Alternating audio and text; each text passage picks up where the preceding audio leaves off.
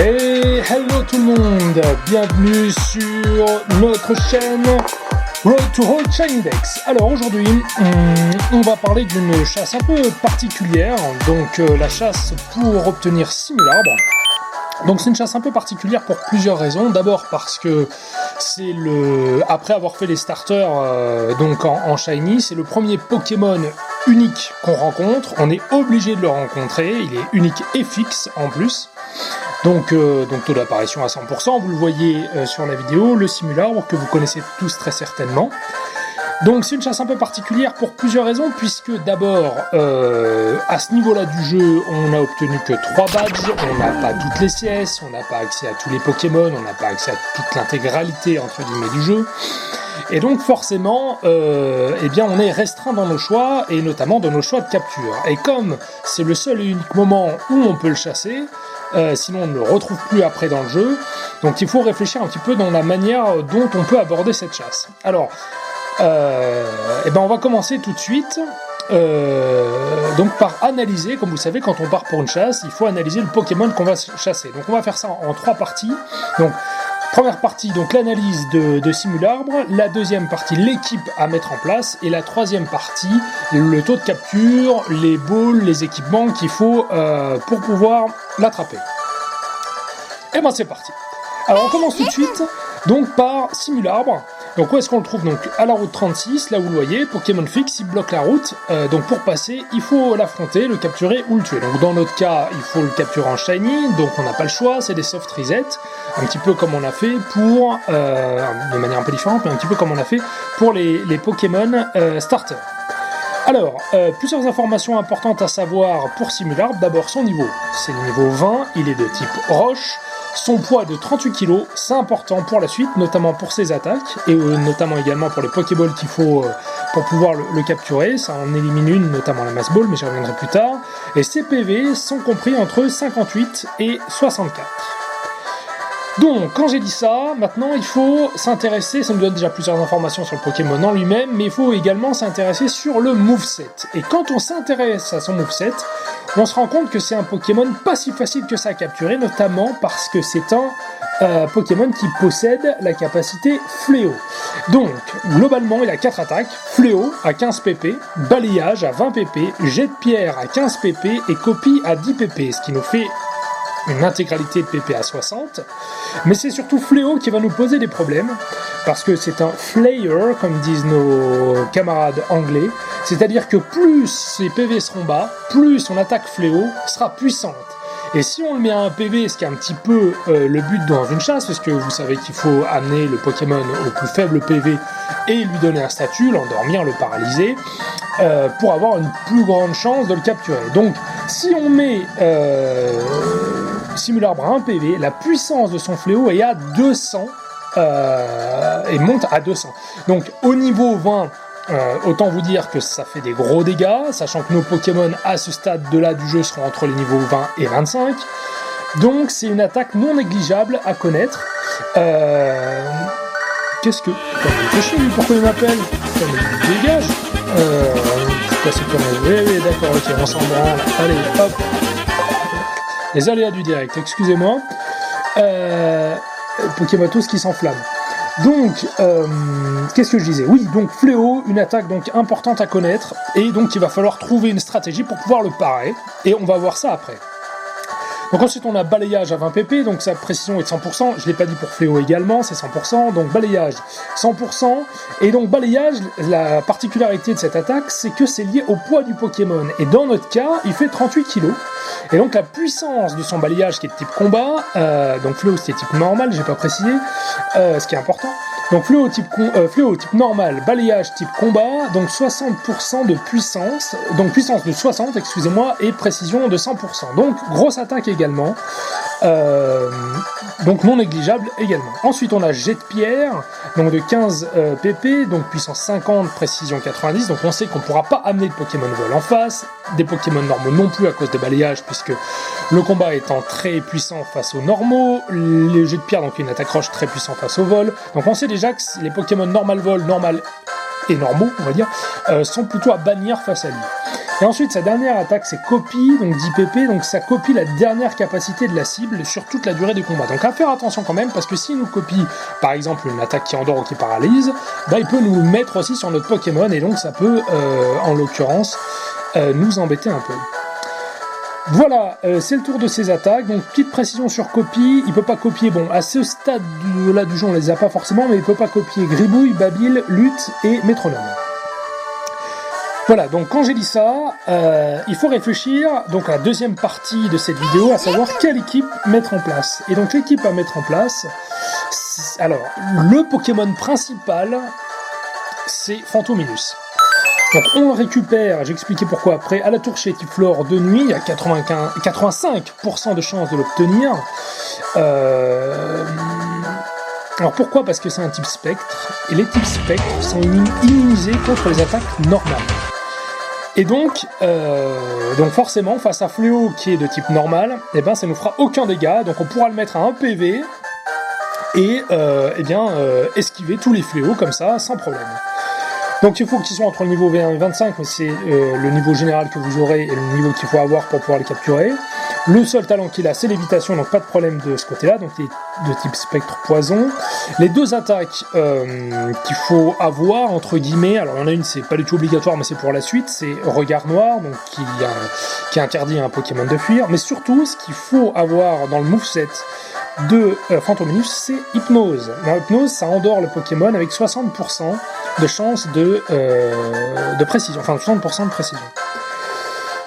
Voilà pour Fantominus. Le deuxième Pokémon qu'il faut avoir dans son équipe, c'est un Pokémon avec fauchage, et celui que vous pouvez obtenir, donc c'est pas mal, c'est Paras. Donc Paras que vous pouvez faire évoluer en Parasect au niveau 24, vous l'obtenez au bois aux chênes, donc vous avez un taux d'apparition de jour et de nuit de 15%. Donc le talent, alors là c'est important, parce qu'il a plusieurs talents, notamment pose sport et peau sèche. Il faut impérativement avoir peau sèche, puisque peau sport, si le Pokémon adverse vous attaque, vous avez 30% de chance de lui infliger une condition, notamment le poison. Alors s'il n'a pas beaucoup de PV qui s'empoisonne, vous le tuez, vous êtes reparti pour des soft resets. Voilà. Donc peau sèche, puisque ça évite... Donc forcément c'est pas peau sport, donc ça évite tout ça. Et donc ça en fait tout simplement, quand il y a des attaques eau, ça lui redonne de la vie, quand il y a des attaques feu, ça lui fait plus de dégâts. Donc dans ce cas-là, on n'est pas concerné, donc c'est pour ça qu'il faut avoir peau sèche. Donc deux attaques à avoir en tout cas pour Paras, donc sport, puisque c'est 100% d'endormissement en taux de précision. Vous l'avez au niveau 17 lorsque vous le faites évoluer, quand vous le faites monter de niveau. Et ensuite fauchage que vous récupérez dans la troisième ville. C'était 54, je sais plus combien ça coûte, c'est au centre commercial, mais c'est pas très cher. Donc vous pouvez récupérer cette CT54 et lui apprendre. Donc vous avez un Pokémon qui a fauchage et sport, que ça soit bon pour Simularbre, même s'il est petit proche, qui peut nous causer pas mal de dégâts avec, ça peut être très intéressant de le conserver pour la suite de l'aventure. Le dernier Pokémon donc que j'ai pris, mais c'est plus entre guillemets dans ce cas-là en soutien, si jamais il y a vraiment un gros problème, que vos Pokémon tombent KO, que vous devez faire appel dessus et que vous voulez donc le mettre un peu en sacrifice, mais qui peut être également utile pour la suite, c'est Rattata, enfin Rattatak dans ce cas-là, puisqu'il est niveau, vous pouvez le récupérer donc de nuit à la route 33 avec un taux d'apparition de 60%. Il passe en Rattatak, il évolue en Rattatak au niveau 20.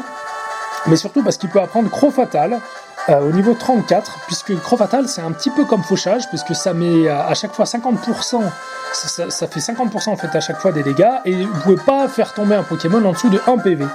Donc c'est très intéressant également. Si vous décidez de récupérer un Rattata, sachez qu'il faut qu'il ait le talent fuite, puisque ça garantit la fuite pour vous. Donc si vous enchaînez les Pokémon, on va dire dans les hautes herbes, vous pouvez toujours fuir, donc c'est plutôt entre guillemets intéressant.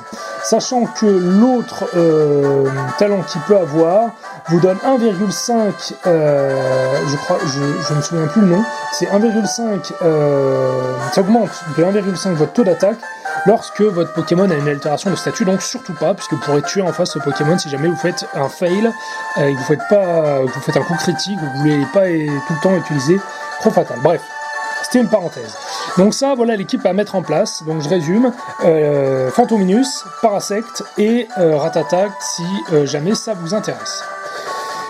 Alors, ensuite, au niveau du taux de capture, donc les Pokéballs à utiliser, j'avais fait un peu le tour. Donc le truc, c'est que comme on n'a pas accès à toutes les noix grumes, puisque vous savez, les noix grumes avec Fargas, vous pouvez les transformer en balles, vous n'avez pas trop le choix. La Pokéball donc a le plus grand taux de capture, donc c'est x2, c'est l'Hyperball, vous y avez accès.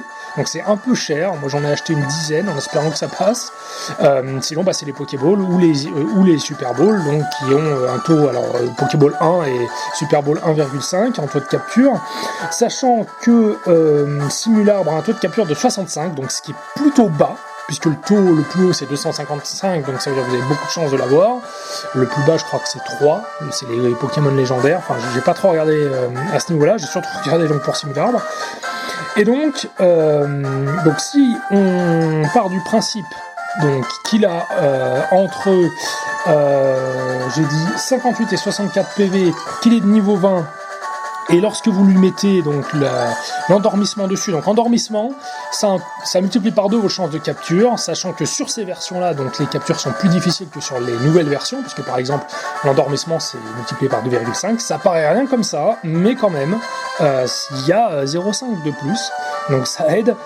Et donc lorsque vous faites, quand vous utilisez une Hyperball, donc qui multiplie par 2 votre chance de capture, que vous mettez une altération de statut comme l'endormissement, donc qui multiplie par 2 vos chances de capture, donc vous avez 40,96% de chance de le capturer.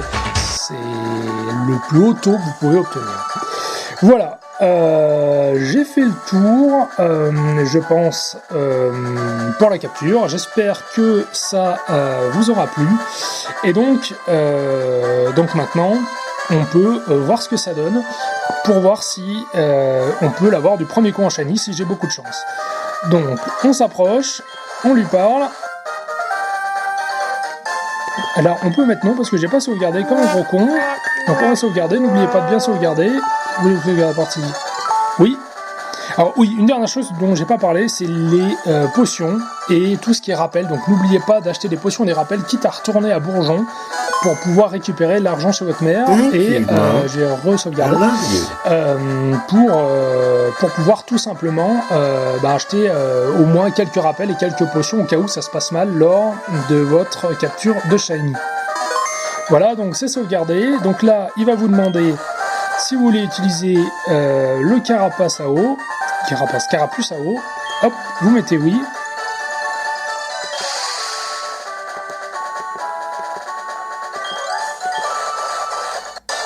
Et c'est parti. Donc là, une chance sur 1192 qu'il soit shiny.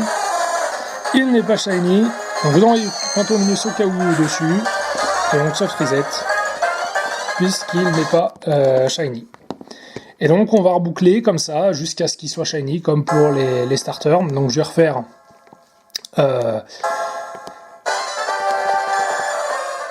une rencontre pour vous montrer encore une fois. Vous êtes devant. Oui.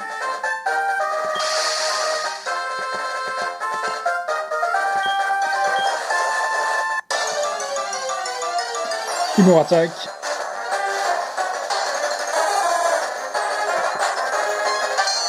Il n'est pas shiny, et c'est reparti. Etc, et ainsi de suite.